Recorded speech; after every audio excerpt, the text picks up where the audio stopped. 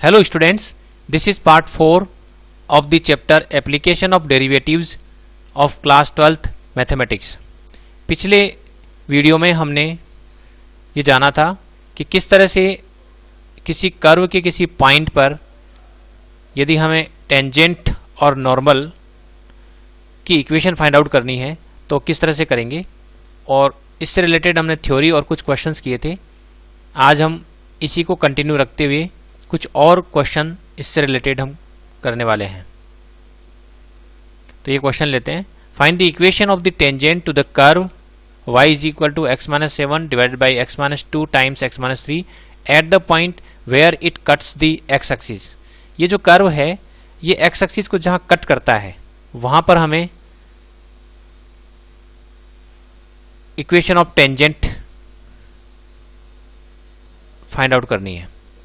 तो सबसे पहले हम देख लेते हैं। मान लीजिए कि ये तो कर्व है और ये कर्व की इक्वेशन है। ये जो कर्व है ये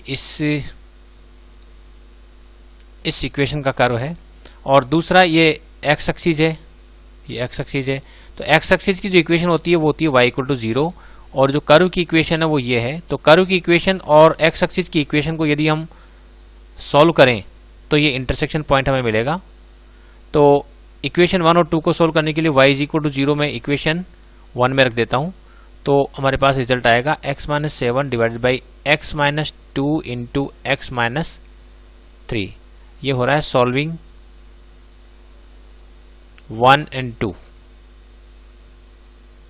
1 एंड 2 को यदि हम सोल्व करते हैं तो ये रिजल्ट आ रहा है, क्योंकि y इज इक्वल टू 0 इसमें सब्स्टिट्यूट करेंगे तो इसको सोल्व करने से x की वैल्यू आ रही है 7।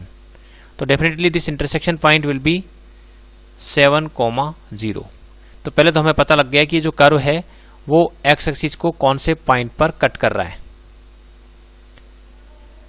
तो ये तो था, ये कर्व है और this curve is cutting x axis at the point 7,0, और equation of the curve is equal to y is equal to x-7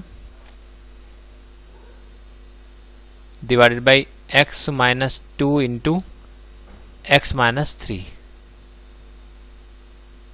अब हमें ये पॉइंट मालूम है और अब इसका हमें डेरिवेटिव लेना है, ताकि इस पॉइंट पर जो टेंजेंट हम ड्रॉ कर रहे हैं उस टेंजेंट का स्लोप हमें पता लग सके। Suppose this is the tangent, तो ये जो टेंजेंट है इसका स्लोप हमें निकालना है, क्योंकि हमें इसकी इक्वेशन चाहिए। तो इक्वेशन के लिए इसका स्लोप चाहिए, तो वो होता है dy by dx at this point 7,0। तो इसको यदि मैं यहाँ डायरेक्ट डेरिवेटिव लेता हूँ तो थोड़ा टिपिकल हो जाएगा, क्योंकि इधर क्वोशंट फॉर्मूला हमें अप्लाई करना पड़ेगा, क्वोशंट रूल। तो इसको हम ऐसे कर देते हैं x-7 इज इक्वल टू, या पहले देख देते हैं y into x-2 x-3 is equal to x-7। और अब इसको इम्प्लिसिट मान करके इसका डेरिवेटिव हम ले लेते हैं। तो इसमें चूंकि 3 का प्रोडक्ट है तो इसको हम यूँ करेंगे, पहले फर्स्ट का डेरिवेटिव और बाकी दो as it is x-2 x-3, फिर हम y को एज इट इज रहने देते हैं और इसका डेरिवेटिव ले लेते हैं x-2 टाइम्स x-3 का। तो इसका डेरिवेटिव हो जाएगा first derivative of second plus second derivative of first. तो सेकंड का डेरिवेटिव x-2, सेकंड का डेरिवेटिव 1, फिर x-3, फिर फर्स्ट का डेरिवेटिव 1। तो ये आ रहा है यहाँ तक, और इज इक्वल टू हो गया इसका डेरिवेटिव 1। तो ये डेरिवेटिव हमने ले लिया है with respect to x both the sides. तो यहाँ आ रहा है ये। अब यदि हमें dy बाई dx चाहिए एट 7,0, तो जहाँ पर भी x है वहाँ हम 7 लिख देंगे, और जहाँ y है वहाँ 0 पुट कर देंगे। तो ये हो जाएगा 7-2, और ये हो जाएगा 7-3, और यहाँ हो रहा है 0। तो ये 0 होते ही जो भी वैल्यू अंदर है, हालांकि हम रख देते हैं 7-2 और प्लस 7-3, लेकिन जो भी वैल्यू अंदर आएगी उसको हम 0 से मल्टीप्लाई करेंगे तो 0 हो जाएगा, और इक्वल टू 1 है। तो यहाँ से जो है हम dy बाई dx की जो वैल्यू है वो यहाँ से निकल जाती है एट 7,0, वो आ जाएगी। ये हो रहा है 5 और ये हो रहा है 4, तो ये हो गया 1 डिवाइडेड बाई 5 इंटू 4 यानी कि 20। तो dy by dx at 7,0 is equal to 20। और यदि हम डायरेक्ट भी इसका डेरिवेटिव लेते हैं तो भी ठीक है, उसमें भी हमें दिक्कत नहीं है।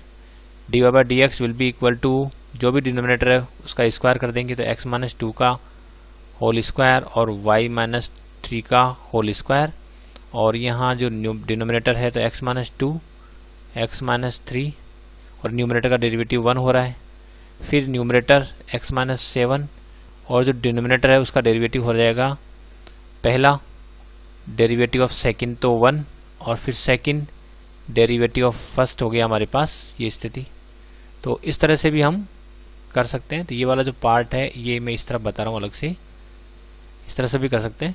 और यदि मैं इसमें वैल्यू पुट कर देता हूँ, अब d Y by D x चाहिए मुझे और ये चाहिए एट 7,0 पर, तो जहाँ भी x है वहाँ रखना है यहाँ तो यहाँ रखेंगे 7, तो 7 minus two into 7 minus three, तो ये हो जाएगा 7 minus two into 7 minus three, और चूंकि यहाँ जैसे ही मैं 7 रखता हूँ तो ये एंटायर पोर्शन 0 हो जाएगा, डिवाइडेड बाई ये भी 7 माइनस टू का होल स्क्वायर और ये 7 माइनस थ्री का होल स्क्वायर। तो ये एक पार्ट इससे कैंसिल हो रहा है और 7 माइनस टू होता है 5 और 7 माइनस थ्री होता है 4, तो ये टोटल मिलाकर 1/20 हो रहा है।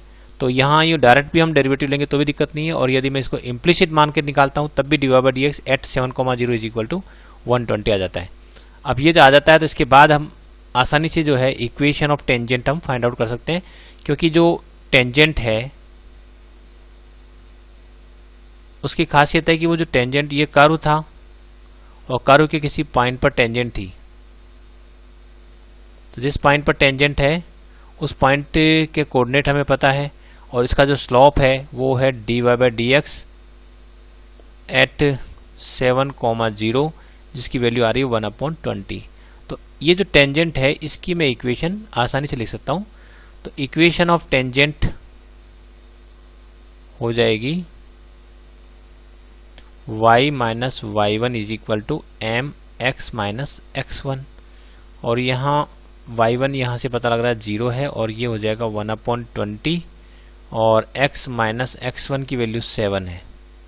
इसको हम फर्दर सोल्व करते हैं तो ये हो गया 20y is equal to x minus 7, और इसको यदि मैं एक तरफ ले लेता हूँ तो मेरे पास रिजल्ट आ जाएगा 20y minus x plus 7 is equal to 0। तो this is the equation of tangent to the curve where the curve cuts x axis.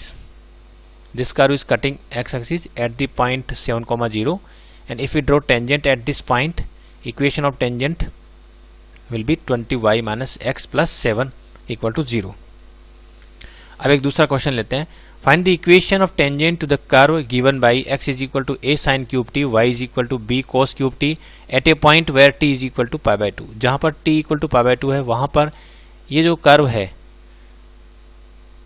t equal to pi by 2 पर, इस कर्व पर कोई पॉइंट होगा इस t equal to pi by 2 के corresponding, उस point पर यदि हम टेंजेंट ड्रॉ करते हैं तो उस टेंजेंट की इक्वेशन क्या होगी ये हमें फाइंड आउट करना है। तो इक्वेशन ऑफ टेंजेंट के लिए सबसे पहले वही d Y by D x तो चाहिए, क्योंकि d Y by D x at t equal to pi by 2 जो है वो इक्वेशन ऑफ टेंजेंट का स्लोप होगा। तो सबसे पहले हम ये कर लेते हैं कि d Y by D x find out करते हैं, लेकिन चूंकि ये पैरामेट्रिक फॉर्म में है तो D Y by d y is not a direct function of x, y और एक्स दोनों ही टी के फंक्शन है, तो इसको हम पैरामेट्रिक फॉर्म में है तो यूँ करेंगे, पहले d Y by d t, फिर लिखेंगे d x upon d t, और फिर हम इसकी वैल्यू लिखेंगे।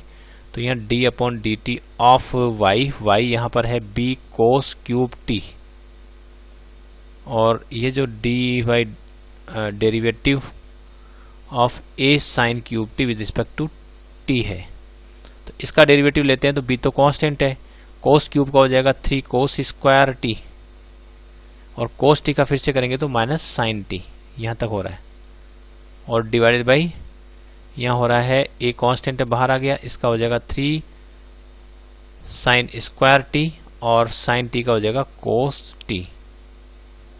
अब यदि मैं इसको फर्दर सिंप्लीफाई करता हूँ तो 3 से 3 कैंसिल आउट हो रहा है, b अपॉन a आ रहा है, इसके बाद एक कोस कैंसिल हो रहा है और एक नीचे साइन कैंसिल हो रहा है, तो ये बन जाएगा कोट t और विद नेगेटिव साइन है।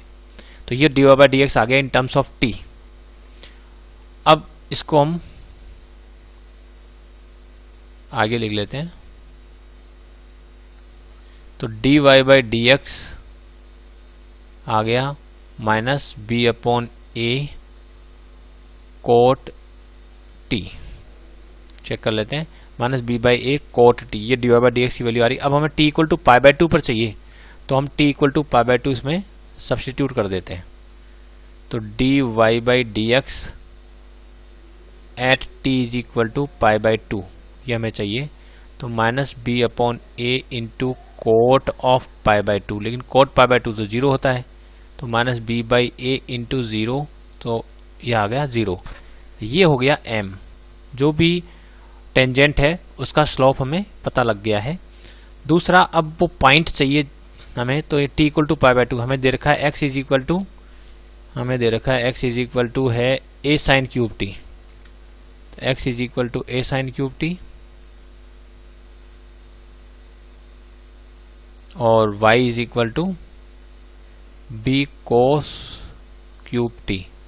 अब इसमें यदि हम t is equal to pi by 2 substitute कर देते हैं तो हम देखते हैं, देखिए x कितना आता है, तो x will be equal to a, क्योंकि यहाँ साइन पाई बाई 2 1 होता है। Similarly y is equal to, यहाँ जब रखेंगे t equal to pi by 2 तो कोस पाई बाई 2 0 होता है, तो ये हो गया 0। तो अब हमें पता लग गया कि ये जो भी टेंजेंट है, this tangent is passing through a point, ये टेंजेंट है लेट अस सपोज, और this is the tangent to the curve. जो भी कर्व है हमारा, ये कर्व दे रखा है, ये कर्व है, और इस कर्व की जो इक्वेशन है वो पैरामीट्रिक फॉर्म में हमें दे रखी है, और वो है x equal to a sine cube T और y equal to b sine cube T. This is the equation of curve in parametric form, और this curve this point is corresponding to t equal to pi by 2, और t equal to pi by 2 की corresponding this point है a, 0, और ये जो tangent है इसका जो स्लोप है वो यहाँ हमें पता लग रहा है, इसका स्लोप है 0, स्लोप 0 है। This tangent is passing through the point a, 0। So equation of tangent, now we can write it easily using point slope form. So y minus y1, तो y1 हो गया यहाँ पर 0, इज इक्वल टू m की value 0 है, x minus a, x minus x1, तो ये 0 times of x minus a, तो 0 हो गया, तो y इज इक्वल टू 0। तो this is the equation of tangent to the curve at a point corresponding to t equal to pi by 2। अब एक और क्वेश्चन लेते हैं। Find the point on the curve y is equal to x cube minus 11x plus 5 at which the tangent is y is equal to x minus 11। Tangent ये दे रखी है। अब यदि इस का ग्राफ बनाते हैं तो कुछ इस तरह का बनेगा कि ये तो हो गया कर्व, और कर्व पर कहीं पर भी एक पॉइंट है, और उस पॉइंट पर यदि हम टेंजेंट ड्रॉ करते हैं, suppose this is the tangent,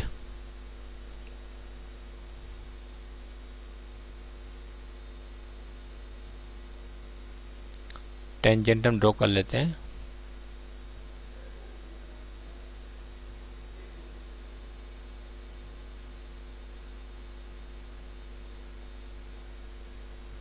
Suppose this is the tangent,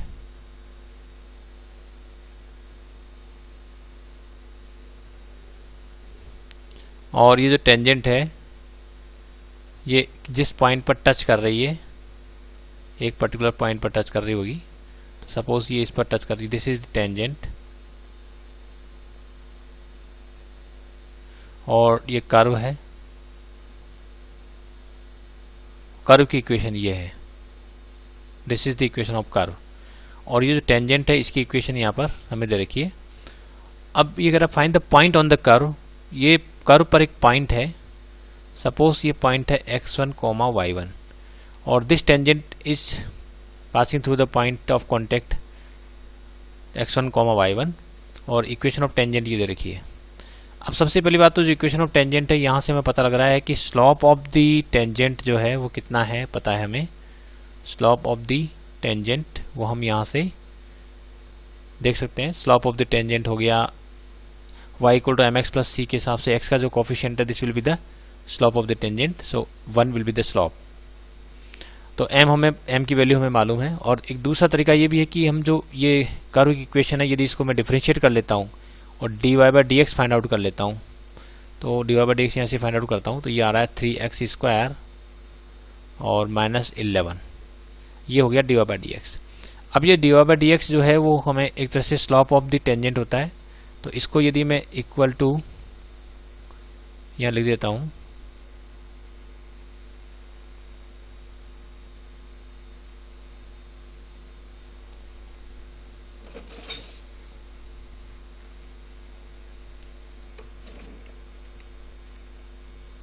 जो dy बाई डी एक्स है ये वास्तव में स्लॉप ऑफ द टेंजेंट है, तो ये m हुआ और m की वैल्यू यहाँ पर 1 दे रखी है, तो इसको सॉल्व कर लेते हैं। ये dy by D x at x1 y1 है। अगर यदि हम एग्जैक्ट बात करें तो यहाँ हमें रखना पड़ेगा x1 y1 और यहाँ पर भी हमें x1 y1 रखना पड़ेगा, तो यहाँ y है नहीं, तो केवल x की वैल्यू x1 पुट करनी पड़ेगी, वो इक्वल टू 1 है। अब यदि मैं इसको सॉल्व करता हूँ तो ये हो रहा है 3x1 square minus 11 is equal to 1। अब यदि इसको फर्दर सॉल्व करता हूँ तो x1 की जो वैल्यू है ये 12/3, तो x1 square will be equal to 4, so x1 will be equal to plus minus 2। ये x1 की वैल्यू आ रही है, और x1 की जो वैल्यू है कि हम 2 या -2, ये दोनों x1 y1 पॉइंट जो है इस कर्व पर है, तो यहाँ मैं x की वैल्यू रख के जो y की वैल्यू फाइंड आउट कर सकता हूँ।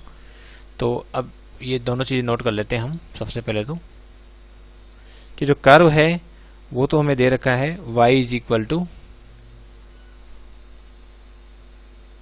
कर्व तो हो गया y is equal to x cube minus 11x plus 5, curve यही है। और जब हमने सोल्व किया, पहली बात तो ये जो कर्व था उस कर्व पर कोई पॉइंट है, और यहाँ यदि मैं टेंजेंट ड्रॉ कर रहा हूँ तो उस टेंजेंट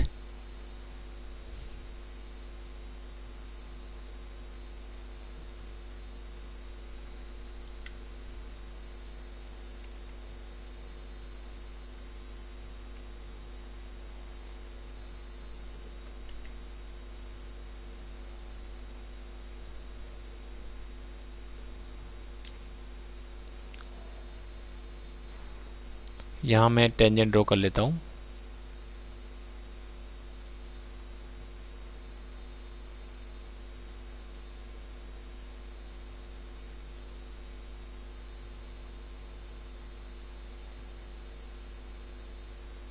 और ये जो पॉइंट है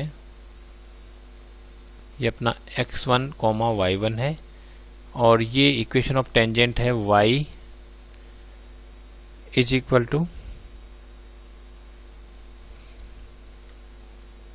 x माइनस 11। तो ये जो टेंजेंट है इसकी इक्वेशन हमें पता है, ये है y is equal to x minus 11।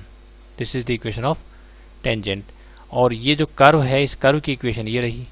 तो ये जो पॉइंट है x1 y1 वो इस पर भी है और इस पर भी है, और इसमें हमें x1 की जो वैल्यू है वो निकल चुकी है। x1 की वैल्यू है प्लस माइनस 2, संभावना हमारे पास है प्लस माइनस 2। तो यहाँ से हम दो केस बना रहे हैं। पहला केस ले लेते हैं जब x1 इज इक्वल टू 2 हो। अब x1 इज इक्वल टू 2 है तो y1 हम इससे निकाल सकते हैं, क्योंकि x1 y1 इसको भी सेटिस्फाई कर रहा है।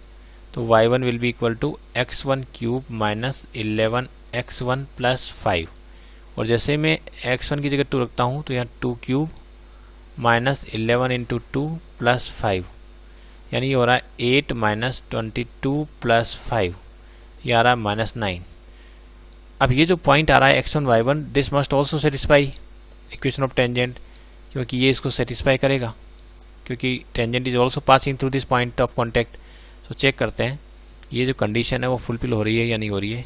x1 माइनस 11, इसमें यदि मैं y1 की वैल्यू माइनस 9 रख देता हूँ और x1 की वैल्यू जो है 2 रख देता हूँ, तो ये रिजल्ट आ रहा है, और definitely this result is true, so this point is acceptable. तो यहाँ जो पॉइंट हमें मिला वो हो गया x1, y1, और यहाँ x1 की जो वैल्यू है वो 2 है और y1 की वैल्यू आ गई माइनस 9। तो एक पॉइंट तो ये मिल गया। सेकंड केस लेते हैं। सेकंड केस में हम जो x की वैल्यू है, x1 की जो वैल्यू है वो हम ले लेते हैं -2, और यदि मैं इक्वेशन ऑफ कर्व है उसमें रखता हूँ तो ये इक्वेशन ऑफ कर्व है x1 cube minus 11x1 plus 5। Check कर लेते हैं। ये था y1 x1 cube minus 11x1 plus 5, और इसमें यदि मैं ये x1 की वैल्यू सब्स्टिट्यूट कर देता हूँ तो y1 की वैल्यू कितनी आएगी देखते हैं। -2 यहाँ रखूँगा तो ये -8 हो जाएगा, -2 यहाँ रखूँगा तो प्लस का 22 और ये प्लस का 5, यानी कि हो रहा है 27 माइनस 8 प्लस का 19। तो जो पॉइंट हमें मिला वो मिला है -2,19।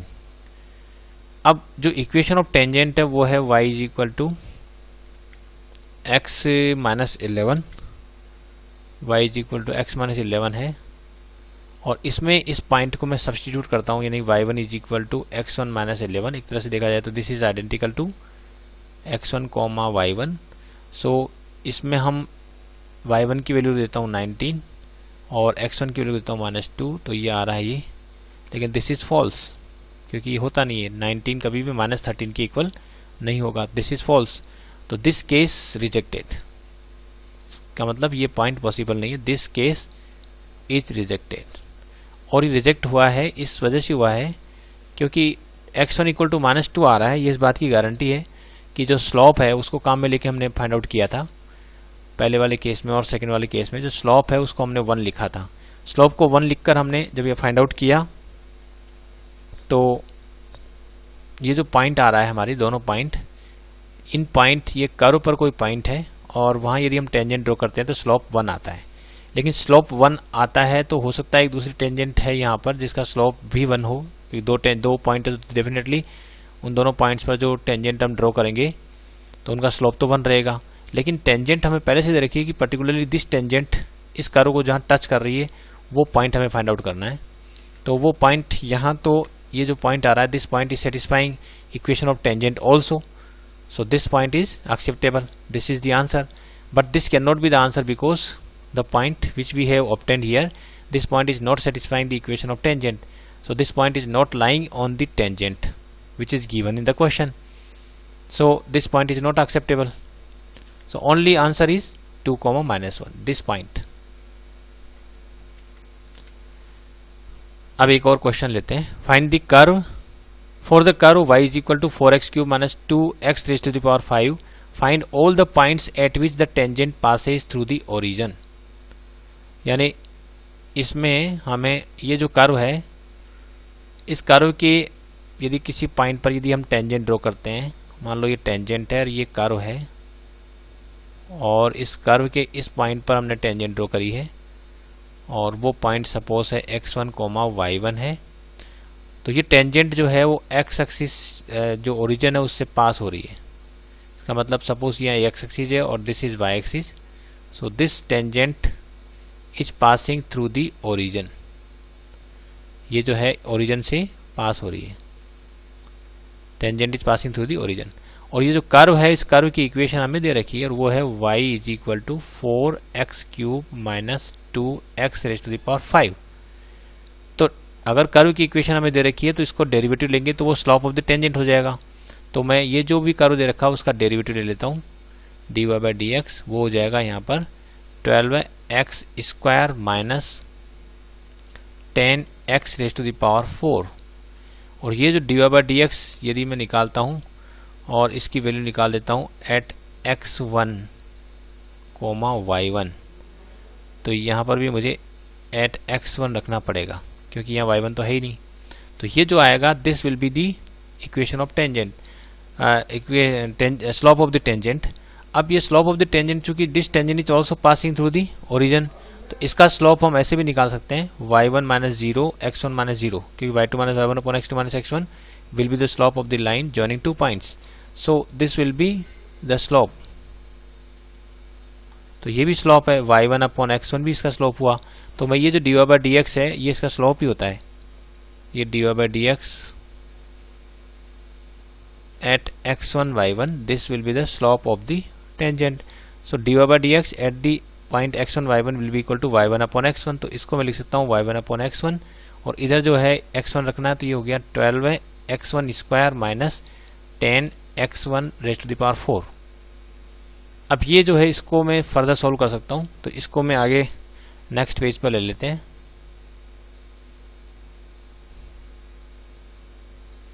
तो हमारे पास जो रिजल्ट है उसको नोट कर लेते हैं। y1 upon x1 is equal to 12 x1 square minus 10 x1 की पावर 4। इसको नेक्स्ट पेज पर यहाँ लिख लेते हैं। तो ये रिजल्ट आया y1 इज इक्वल टू, ये पूरा लिखना पड़ेगा,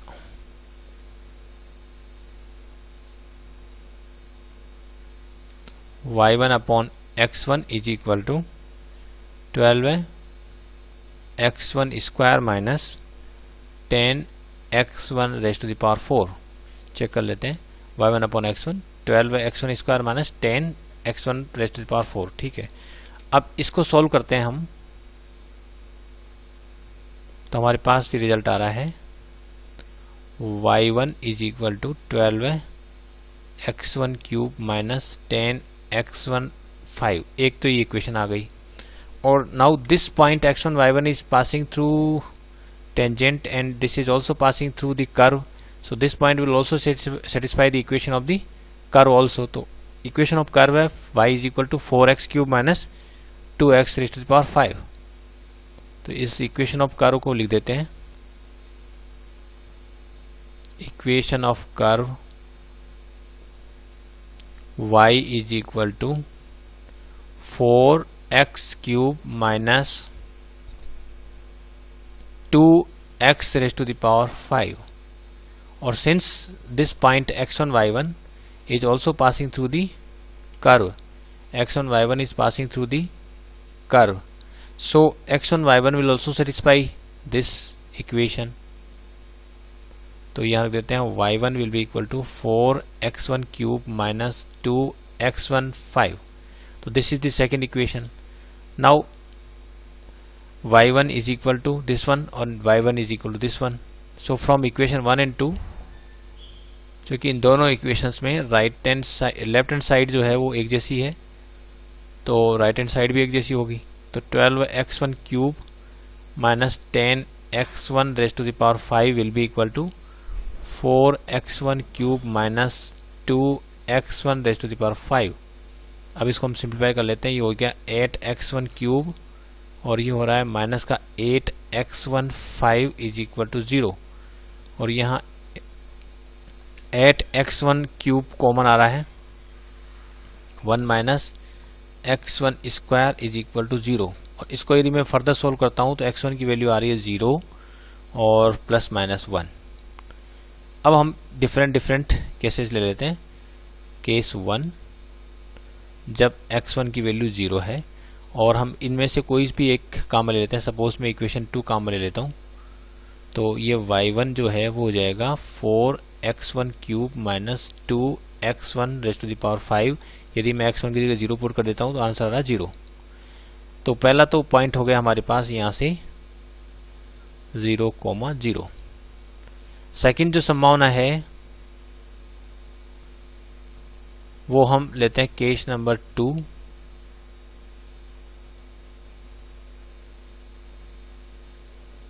और इसमें यदि मैं x1 की वैल्यू ले लेता हूं यहाँ पर 1, तो y1 की वैल्यू हो जाएगी यहाँ से 4x1 क्यूब माइनस 2x1 5।